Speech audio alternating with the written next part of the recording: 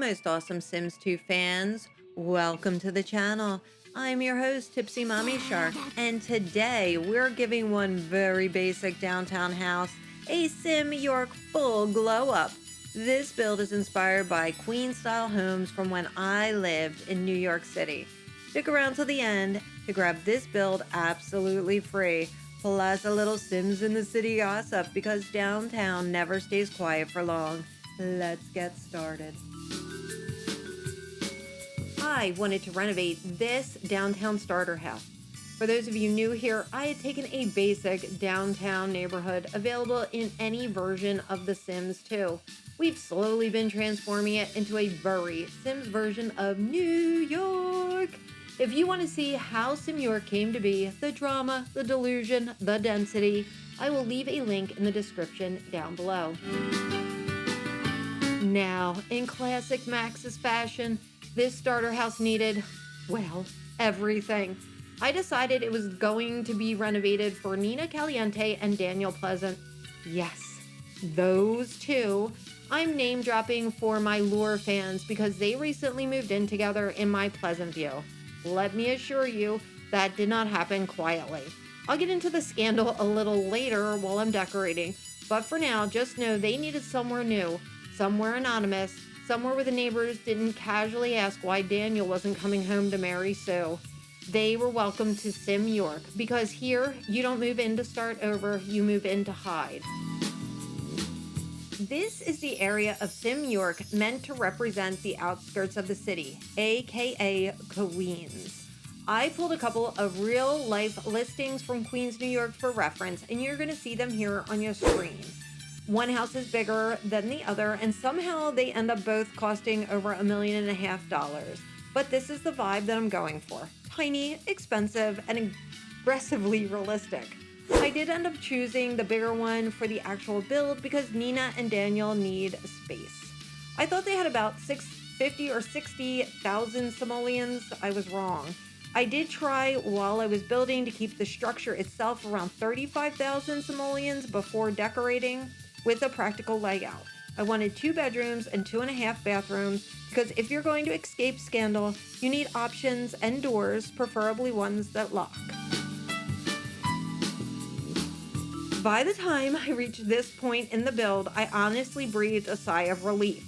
The roofing fought me. The reference house had all those tricky roof pitches that looked charming in real life and absolutely unhinged in The Sims. My daughter asked me to talk about how I do my staircases. I use a platform floor found in your foundations, and instead of using your regular staircase, you use the steps you typically would use for outside your homes. Make sure your move object cheats are on, and voila, curved stairs. I leaned into the age of the house and went with an orange rug because nothing says retro like the color that once dominated an entire decade. You'll see me drop in a double bed, and that was not because of commitment, it was logistics. I cannot eyeball a bedroom size to save my life. And yes, that's a crib. One of the reasons that Nina and Daniel are leaving Pleasantview is because they're expecting. Nina's tiny one-bedroom apartment is not exactly built for that development. Upstairs gave me a bit of trouble, so I retreated downstairs to regroup as one does both in the renovations and life crises. I started with the half bath because in real life and in The Sims, you can never have too many bathrooms, especially when secrets are involved. I had a kitchen, main entry, living and dining areas.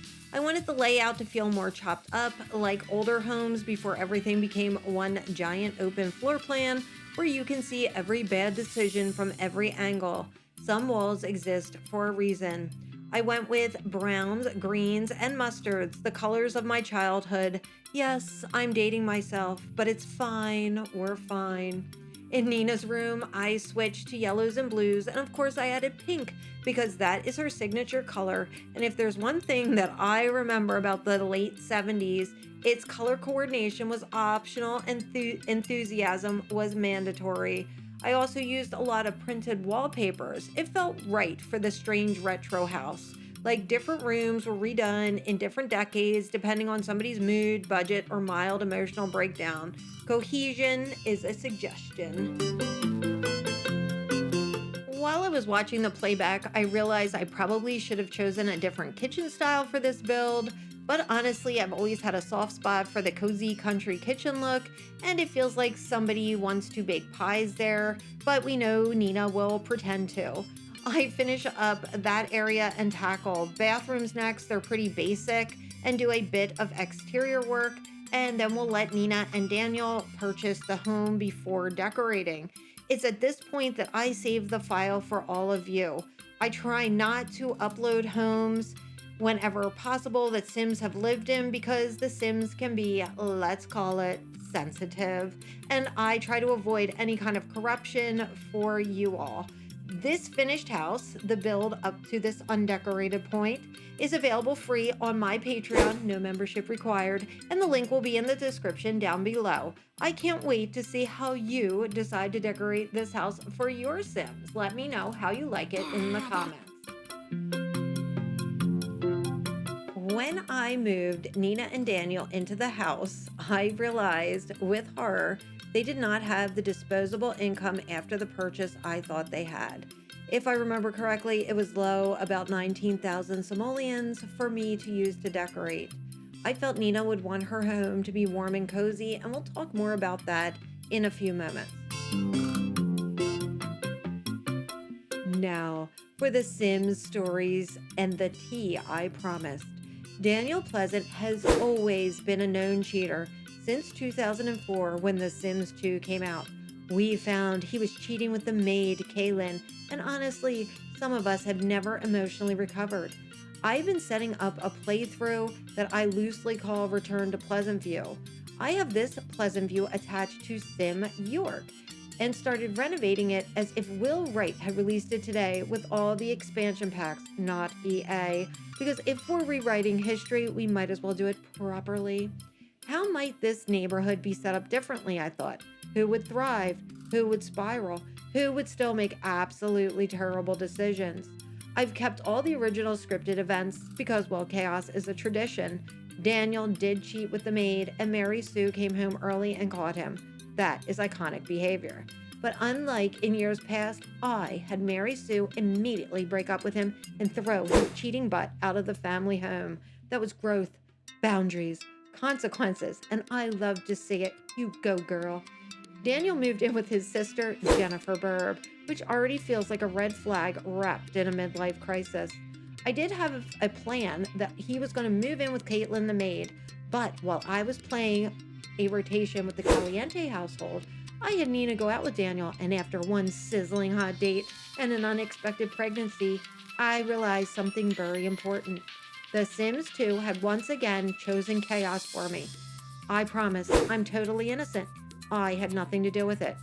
That's because this game is not a life simulator. It's a soap opera generator. Daniel left his sister's home and moved into Nina's tiny apartment. I thought it would be a perfect time for them to relocate to Sim York to escape the scandal. A new city, a new house, but the same questionable man. So here we are, but The Sims 2 wasn't finished with me. Not even close. Nina has been in the shadow of her sister Dina since the release of Sims 2. Her sister from the very beginning was scripted to marry Mortimer Goth, the richest man in town. The trajectory was clear. Ambition was obvious.